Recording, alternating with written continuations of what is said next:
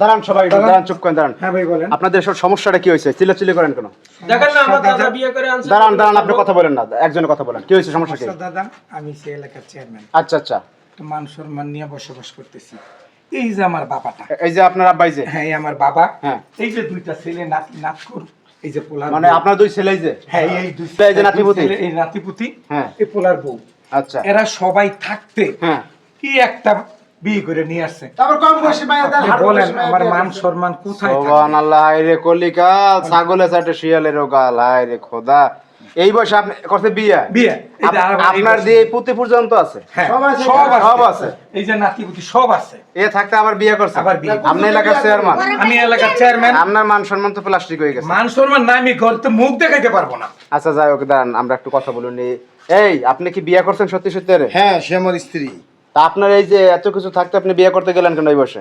আমার সুখ শান্তি বলতে প্রয়োজন বাবা। হ্যাঁ? আমার সেবা যত্ন করার কেউ নাই, কাউকে ডাকলে আমি কাছে পাই না। আমি নিঃসঙ্গ জীবন যাপন করি। আমার এই কষ্ট আর হৃদয় স্পর্শ করে বারবার। ও। আমি কান্না করি, আমি ভাবনা করি, কিন্তু এরা আমার কোনো খোঁজ খবর রাখে না। আচ্ছা আচ্ছা, দাঁড়ান। ঘটনা হয়েছে যে আপনি এখন বয়স হয়ে গেছে, আপনি বলতে আছেন এইগুলা তিলে তিলে গড়ছেন এই সয় সম্পত্তি। হ্যাঁ হ্যাঁ, তিলে তিলে গড়ছেন, আর শেষ বয়সে আইসা এই যে লাঙ্গর মঙ্গর কোনোটা পাইতেছেন না। না, হ্যাঁ, এই যে প্রতিমূর্তি একটা পাইতেছেন না, কাউকে ডাকলে কেউ সারা পাই না আমি। সারা পান না। না। এখন আপনি বলতেছেন শেষ বয়সে আইসা আপনার একজন লোক দরকার, হ্যাঁ একটা সঙ্গী দরকার, হ্যাঁ এই জন্য আপনি বিয়েটা করছেন। জি। আপনার কথায় যুক্তি আছে, কিন্তু আপনি এই বিয়েটা করলেন কিভাবে আমাদের বলেন তো?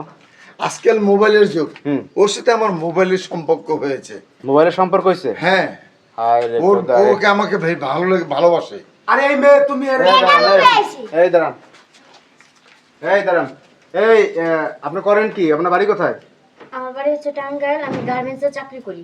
তা টাঙ্গাইলে আমার আপনার- কথা দাঁড়ান, দাঁড়ান, আমার কথা খাচ্ছ মন চাইতেছে।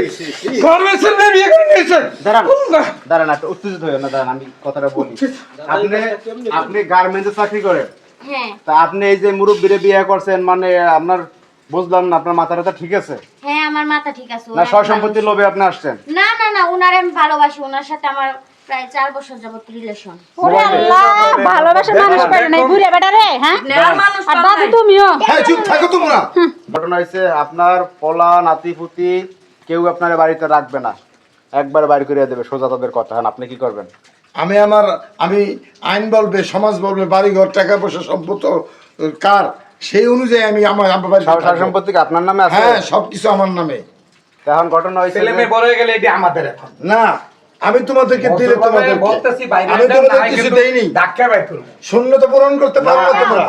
জান জান ম্যাডাম, এখন দাঁড়ান, ঘটনা হয়েছে যে এখন কি করবেন আপনারা? এখন হেরা কইতেছে রাখবে না, আপনি বলতেছেন থাকবেন। এখন আপনারা ভালোবাসেন, আড়েন, আমরা আড়েন। না না না, দেখো দেখো, সীমা লঙ্ঘন করতেছো।